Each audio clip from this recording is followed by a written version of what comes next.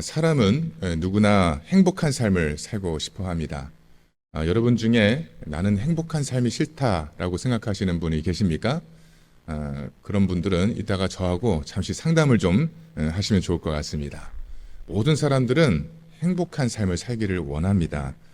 아무도 불행한 삶을 살고 싶어 하지는 않습니다. 저도 마찬가지고 아마 여러분들도 모두 다 마찬가지인 줄로 압니다. 우리는 모두 행복한 삶을 살고 싶어 하죠. 그런데 그 행복의 기준은 사람마다 다 다르다고 하는 것이죠. 어떤 사람은요, 돈이 많으면 행복할 것이라고 생각하는 분들이 있습니다. 또 어떤 사람은 나에게 권세가 많이 주어지게 되면 행복할 것이다 라고 생각하시는 분도 계시죠. 또 어떤 사람은 큰 집을 얻는 것이 행복이라고 생각을 하고요. 또 어떤 사람은 자녀가 잘 되는 것이 행복이라고 생각을 합니다.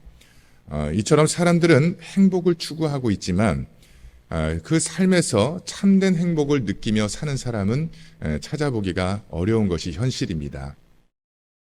그래서 오늘 우리가 너무나 애송하는 오늘 이 시편 23편의 말씀을 통해서 우리는 그 비결을 함께 배웠으면 좋겠습니다. 오늘 시편 23편을 읽으시면서 여러분은 어떤 느낌을 받으셨어요? 저는 첫 느낌이 참 행복하다라는 것을 느꼈습니다.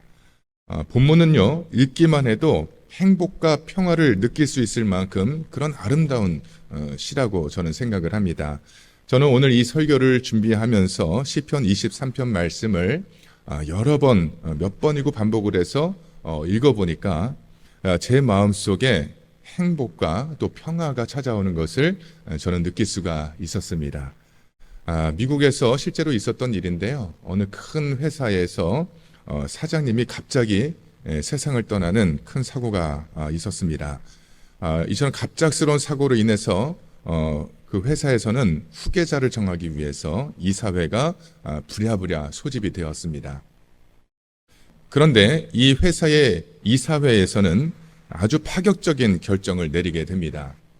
보통 사장이 갑자기 세상을 떠나거나 유고가 발생을 했을 때에는 부사장이 사장이 되든지 또는 전무가 승진을 한다든지 하게 되는데, 근데 이 회사에서는 회사 내의 사원들 중에서 사장을 세우기로 결정을 한 거예요. 가장 유능하고 또 가장 성실하고 또 애사심이 뛰어난 그런 사원을 사장으로 추대하기로 아주 파격적인 결정을 한 것입니다. 그렇게 사장으로 추대된 사원은 하루아침에 사원에서 사장이 되는 아주 초고속 승진을 하게 되었습니다. 개인으로 보았을 때는 말할 수 없는 영광이었던 것이죠. 그런데 막상 그가 사장이 되어서 이제 일을 해보려고 하니까 이 사장의 역할이라고 하는 것이 자기가 사원의 자리에 있을 때 보던 것하고는 너무나도 다르다는 것을 그는 실감을 하게 되었습니다. 새로운 제품을 끊임없이 개발을 해야 됐고요.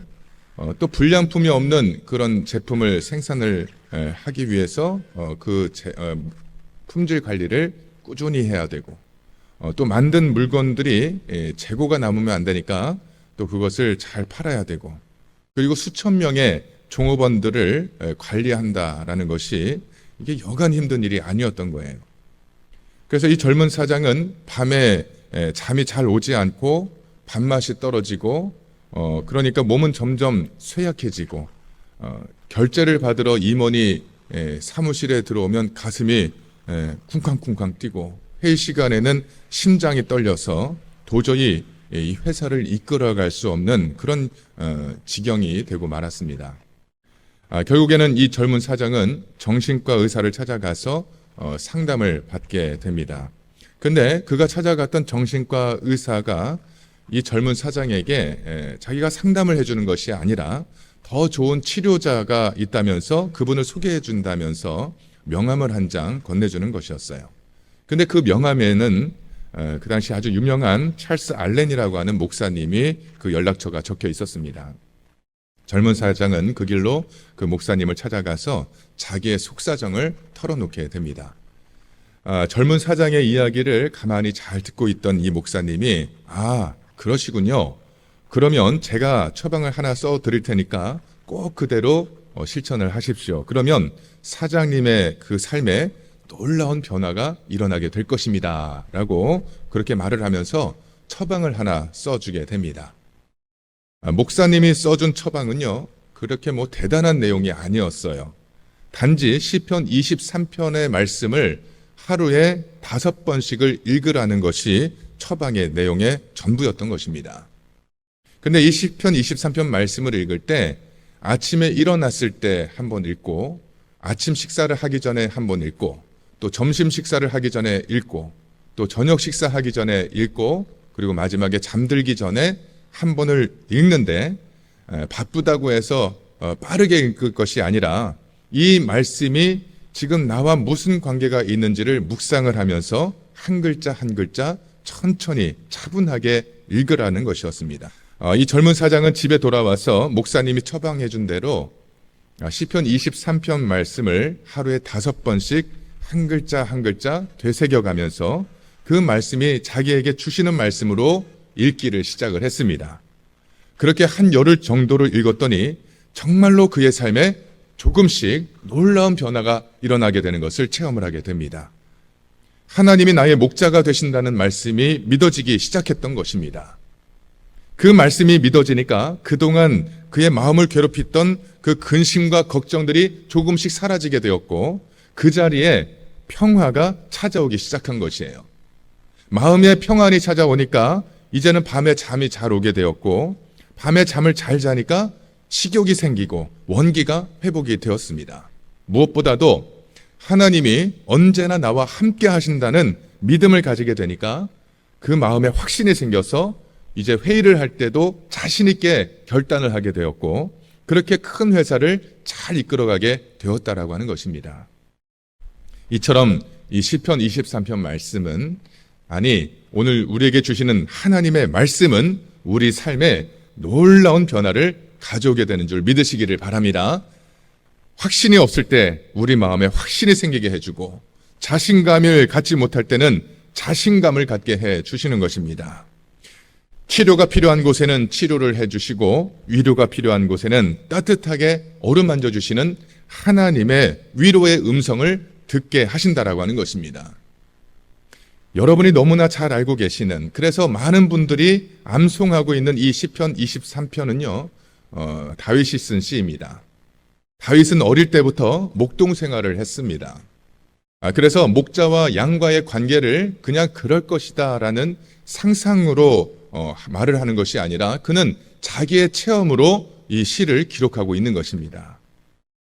그는 무더운 여름날에는 양떼를 시원한 물가로 몰고 가는 법을 알고 있었습니다. 시원한 냇가에서 양떼를 쉬게 할 줄 그는 알고 있었던 것이죠. 또 추운 겨울이 찾아오면 그 추위를 피할 수 있도록 양떼를 인도하는 방법을 알고 있었고, 양이 다치기라도 하면 그 양을 치료하는 방법을 알고 있었습니다. 또 맹수가 위협을 할 때는 맹수를 쫓아내는 방법과 양을 위해서 용맹하게 싸우는 법도 그는 알고 있었다라고 하는 것입니다. 이처럼 다윗은 그의 체험을 통해서 시편 23편 말씀을 썼기 때문에 하나님과 우리의 관계를 목자와 양의 관계에서 그렇게 비유를 해서 잘 설명을 할 수가 있었습니다. 그런데 우리가 이 말씀의 고백처럼 하나님이 나의 목자가 되신다는 것을 내가 고백하려면 내가 무엇이 되어야 합니까? 내가 먼저 나 자신이 양이라고 하는 사실을 먼저 인정을 해야 되는 것이에요. 그리고 이 양이라고 하는 동물이 가지고 있는 특성이 무엇인지를 알아야 하는 것입니다. 양은 어떤 특성이 있을까요? 첫째로 양은요, 온순한 성품을 가지고 있다라는 그런 특징이 있습니다. 양은요, 동물들 가운데 가장 온순한 성품을 가진 그런 짐승이다, 이렇게 말씀을 드릴 수가 있습니다. 양은 평소에 사는 모습도 온순하지만 특히 죽을 때에도 아무 소리 없이 죽는 동물입니다. 나라마다 양을 도축하는 방법이 다 다르다고 하죠. 아프리카의 어느 나라에서는 양을 도축을 할 때 큰 칼로 양의 목을 한 번에 자른다고 합니다. 또 남미의 어느 나라에서는 그 양의 심장에다가 가슴에 그 구멍이 뚫린 송곳을 찔러서 심장에서 피가 흘러나오게 해서 죽게 한다고 합니다. 또 어느 나라에서는 전기 충격을 줘서 그렇게 도살을 한다고도 합니다. 이처럼 양을 잡는 방법은 나라마다 다 다르지만 그러나 공통적인 점이 뭐냐면 그 양은 죽을 때 반항하지 않고 조용히 죽는다는 것이에요. 양은 그렇게 온순한 짐승이라고 하는 것입니다. 두 번째로 양은 어리석은 성품을 가진 짐승이라는 것입니다. 양이 얼마나 어리석은지요. 집에서 나가는 것까지는 할 수가 있는데 우리에서 나가는 것까지는 할 수가 있는데 그 우리로 다시 찾아 돌아오지는 못한다는 거예요. 양은 이처럼 어리석은 짐승이라고 하는 것입니다. 그런데 이런 양의 모습이 바로 우리 인간의 모습과 너무나 닮았다라고 하는 것이에요. 우리 인류는 과거부터 지금까지 사람이 어디에서 왔으며 무엇을 하러 왔고 또 어디로 가고 있는가라고 하는 질문을 끊임없이 던져왔습니다. 이 질문에 대해서 그 누구도 시원하게 답을 주지를 못했습니다. 세계에서 가장 유명한 철학자라 할지라도 석학이라고 할지라도 정말 속 시원하게 이 문제를 풀어주는 사람이 아무도 없었어요. 오직 성경만이 우리에게 분명한 답을 주고 있다라고 하는 것입니다. 성경은 우리가 하나님이 창조하신 피조물로서 하나님으로부터 왔고 하나님의 영광을 위해서 이 땅에서 사는 것이고 하나님께로 돌아간다고 분명하게 말씀을 하고 있습니다. 그러므로 우리의 길은 하나님이 인도하셔야 되는 것이에요. 예수님은 요한복음 14장 6절에서 이렇게 말씀하셨습니다. 내가 곧 길이요 진리요 생명이니 나를 말미암지 않고는 아버지께로 올 자가 없느니라. 아멘. 그렇습니다. 예수님이 나의 길이 되시고 예수님이 진리가 되시고 예수님이 생명이 되시는 줄 믿으시기를 바랍니다. 이 말씀이 믿어지면 온전한 그리스도인으로서 살아갈 수가 있게 되는 것이에요. 그런데 문제는 우리에게 있다라고 하는 것이죠. 사람은 누구나가 다 양같이 어리석은 존재라고 하는 것입니다. 그런데 그것을 스스로 인정을 하려고 하지를 않습니다. 그게 문제예요. 그리고 아주 작은 것을 가지고 크게 부풀리며 한껏 교만한 모습을 보일 때가 너무나 많다라고 하는 것입니다. 세상 사람들은 자기에게 지식이 조금만 있으면 그것 가지고 교만해지려고 합니다. 돈이 나에게 조금만 있어도 그것 가지고 교만해집니다. 쥐꼬리만한 권력이 생겨도 그 권력 가지고 교만해지는 것이 사람이에요. 그런데 여러분 생각해 보십시오. 인간이 하나님 앞에서나 사람 앞에서 교만할 수 있는 조건이라는 것이 있을 수 있나요? 우리가 가진 것이 누구에게로부터 온 것입니까? 우리가 지금 가지고 있는 것, 여러분들이 지금 누리고 있는 것들을 한번 생각해 보십시오. 그것들이 지금 여러분들 것입니까? 사실 우리는 태어날 때 아무것도 가지고 이 땅에 오지를 않았습니다. 그냥 빈몸으로 맨손으로 이 땅에 왔죠. 그러나 지금 우리가 가지고 있는 것을 생각해 보십시오. 그 모든 것들은 하나님께서 우리에게 주신 것이에요. 하나님의 은혜로, 하나님의 선물로 우리에게 주어진 것입니다. 그런데 그렇게 내가 선물로 받은 것을 가지고 어떻게 스스로 높아지고 어떻게 스스로 교만해질 수가 있느냐라고 하는 것이에요. 여러분, 하나님이 가장 싫어하는 사람이 있습니다. 어떤 사람인지 아세요? 교만한 사람을 싫어하십니다. 교만한 사람. 교만한 사람을 그냥 싫어하시는 정도가 아니라 잠언 16장 5절에 보게 되면 하나님은 교만한 자를 미워하신다. 이렇게 말씀을 하세요. 하나님이 미워하시는 사람이 교만한 사람입니다. 그래서 교만한 자를 물리치시고 그를 낮추시고 대적하십니다. 이것은 제가 하는 말이 아니라 성경이 그렇게 기록하고 있어요. 하나님은 교만한 자를 싫어하시고 대적하시고 미워하시는 분이다. 또한 주님이 나의 목자가 되심을 인정하는 것은 다른 말로 하면 나는 양과 같이 어리석습니다라고 시인하는 것입니다. 양은요, 맹수가 우글거리는 위험한 지역에 있으면서도 그곳이 자기에게 얼마나 위험하고 그곳이 무서운 곳인지를 모른다고 하는 거예요. 양은 지난 여름에 풀을 뜯어먹던 곳도 모르고 겨울에 자기의 몸을 따뜻하게 녹이며 쉬었던 곳도 모른다고 하는 것입니다. 우리는 하나님 앞에서 양과 같이 무력하고 또 어리석은 존재라고 하는 사실을 인정해야 합니다. 그것은 기분이 나빠도 어쩔 수가 없는 것이에요. 그것이 사실이기 때문이죠. 그 사실을 내가 인정해야만 주님을 나의 참된 목자로 모실 수가 있다라고 하는 것입니다. 자, 세 번째로 양은 어떤 특징이 있을까요? 전적으로 양은 목자를 의존하는 짐승이라는 특징을 가지고 있습니다. 다른 짐승은요, 집에서 키우다가도 그냥 들판에 풀어놓으면 어느 정도는 혼자 살아갈 수가 있어요. 그러나 이 양이라고 하는 짐승은 혼자서는 절대로 살 수가 없는 짐승이라고 하는 것입니다. 먹이도 제대로 먹지 못하고 자기 몸을 스스로 지키지도 못하기 때문에 누군가 지켜주고 돌봐주지 않으면 얼마 못 가서 죽을 수밖에 없는 짐승이 양이라고 하는 거예요.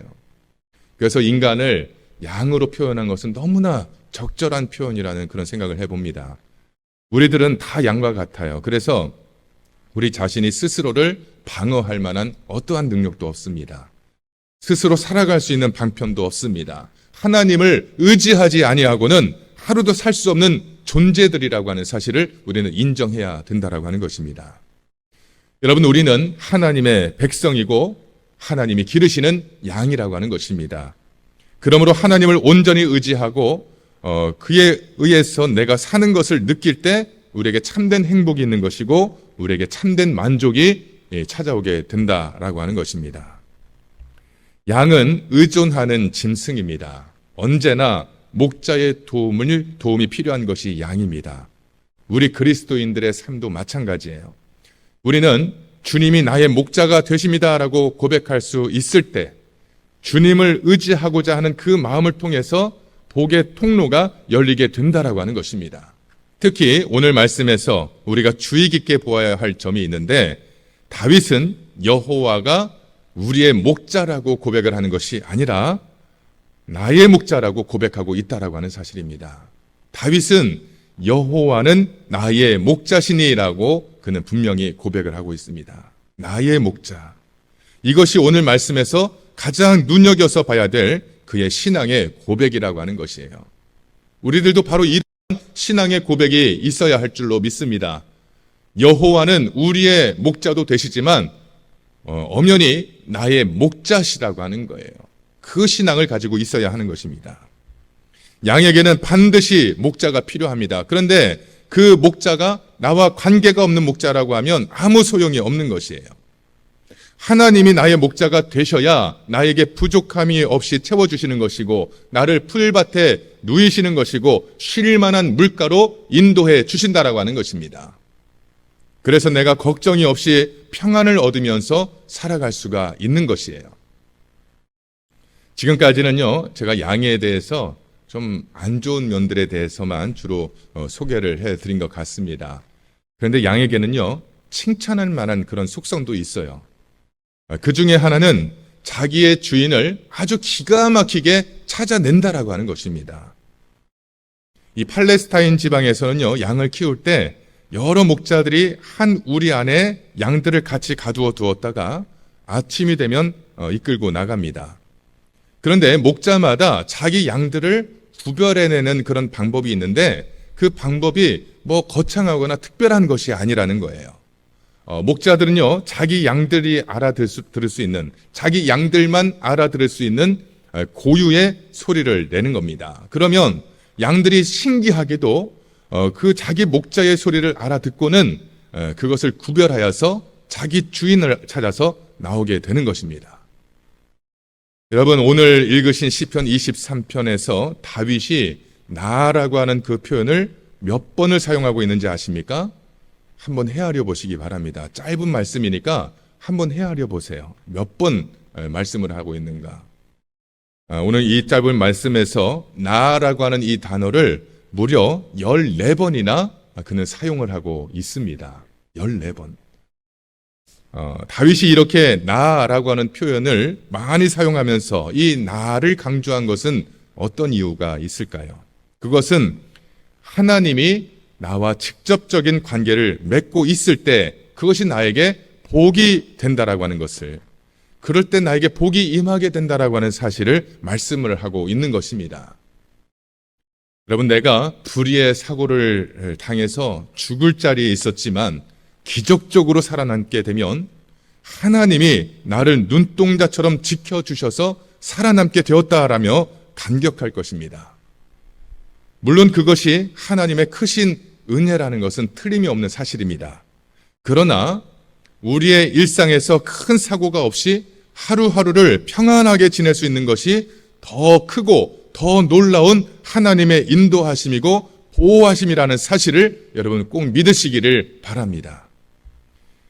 우리의 재산이 큰 손해를 보아서 한순간에 없어졌다가 다시 기적적으로 그것이 회복하게 되면 그것을 우리는 하나님의 은혜라고 생각할 것입니다. 맞습니다. 그것은 전적으로 하나님의 은혜인 것입니다. 그러나 우리가 어떠한 재산상의 손해도 없이 평범하게 하루하루를 살아가는 그 일상이 더 크신 하나님의 은혜라고 하는 사실을 믿으시기를 바랍니다.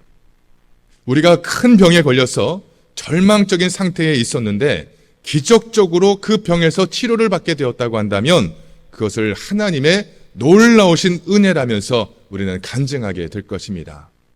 그렇습니다. 그것은 하나님의 놀라우신 은혜이고 지금도 이러한 병고침의 역사는 놀랍게 일어나고 있습니다.